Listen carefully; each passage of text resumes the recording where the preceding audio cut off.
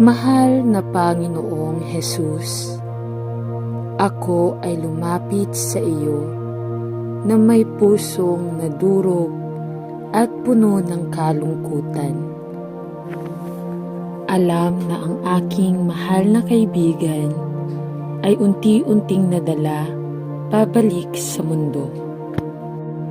At tila nakalimutan ang pangako na ginawa nila kay Kristo noong nakaraan at lahat ng ginawa niya sa Kalbaryo upang iligtas tayo sa ating mga kasalanan.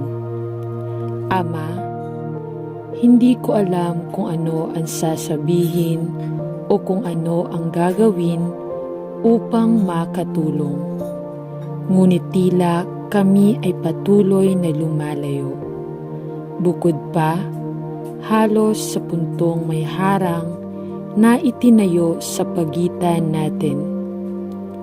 O Panginoon, ang aking puso ay napakalungkot at hinihiling ko sa iyo, sa iyong biyaya at awa na tumulong sa panahong ito ng pangangailangan. Bawasan mo ang mahal na kaibigang ito at ipagdarasal ko na abutin mo at ibalik ang kanilang mga puso sa iyo.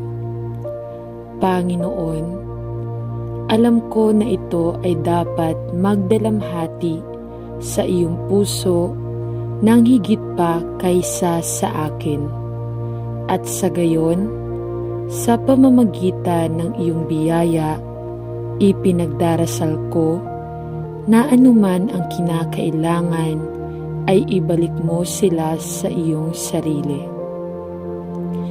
Hinihiling ko ito sa pangalan ni Hesukristo na ating Panginoon at Tagapagligtas na namatay na tayong dalawa ay mabuhay.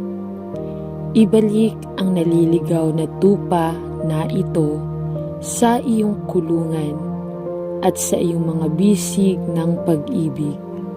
Sa pangalan ni Jesus, Amen.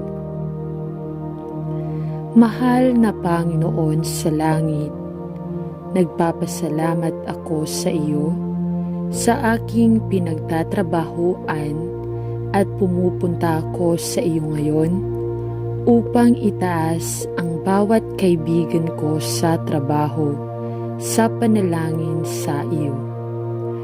Panginoon, alam ko na walang pagkakamali o pagkakataon sa iyong ekonomiya at naniniwala ako na inilagay mo ako doon para sa isang tiyak na layunin. Tulungan mo akong malaman ang layuning iyon sa buhay ng lahat ng kasama ko. Tulungan mo ako, Panginoon, upang ipakita ang iyong biyaya at kabaitan sa aking mga kaibigan, sa trabaho, at nawa ay isagawa ko ang aking sarili sa isang makadiyos at palakaibigan na paraan sa bawat isa. Tulungan mo rin akong maibahagi ang iyong salita sa aking trabaho at maging handa at handang magbigay ng sagot sa aking pinaniniwalaan. Panginoon, alam mo ang bawat isa sa mga kaibigan sa trabaho, kaya magkano ang mas mahusay kaysa sa gawin ko at alam mo ang mga sakit at ang sakit na ang bawat isa ay nagdadala. Ilagay mo ang iyong mga salita sa aking bibig upang makapagsalita ako sa anumang sitwasyon na mabigat sa kanilang puso. At nawa ay gamitin mo ang aking simpleng saksi upang magsalita ng mga salita ng kaginhawahan at tulong sa mga nangangailangan. At Panginoon, Ipinagdarasal ko na si Jesus mismo ay luwalhatiin sa aking buhay, na ang marami ay dumating upang makita ang kanilang pangangailangan kay Jesus bilang kanilang tagapagligtas. Sa kaninong pangalan ay ipinagdarasal ko na ang marami ay nakikita nila. Amen. Ama sa langit, binuhat ko ang aking mahal na kaibigan na nagkasakit ng malubhang karamdaman. At Panginoon, mas alam mo kaysa sa akin ang mga paghihirap at problema na dulot nito.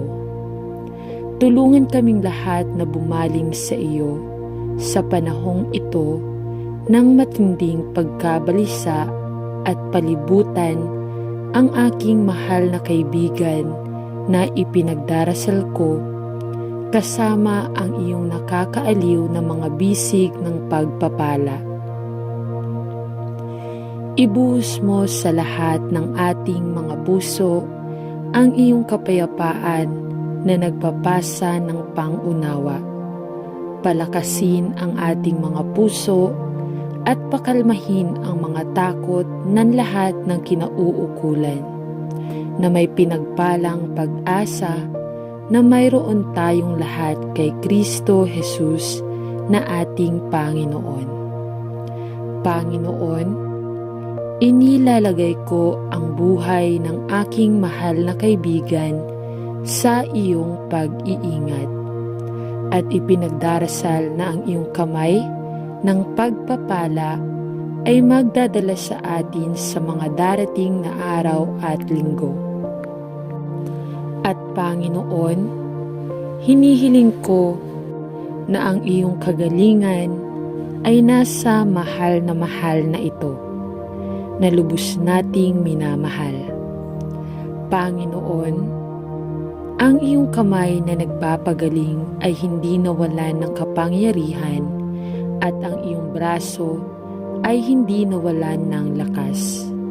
At kaya ipinagdarasal ko na ikaw ay umabot at bahain ang kagalingan sa putol ng katawan ng aming kaibigan, at na ikaw ay magdadala ng kabuuan sa kanilang kaluluwa. At Panginoon, lahat tayo ay nagpupuri sa iyo na anuman ang kahihinatnan, ang iyong biyaya ay sapat na para sa lahat ng ating mga pangangailangan. At ang iyong pag-ibig sa bawat isa ay walang katapusan. Kaginhawahan at pagpalain ang mahal naming kaibigan. At nawa ay malaman ng bawat isa sa amin nang may katiyakan na ikaw ang may kontrol at walang maaring mangyari na hindi mo alam. Sa pangalan ni Jesus, Amen.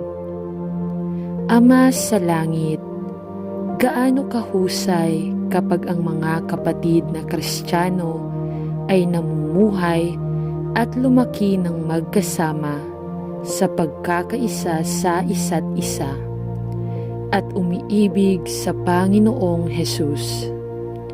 Nagpapasalamat ako sa iyo sa bawat miyembro ng ating simbahan at sa mga pagkakaibigang nabuo sa pagitan natin.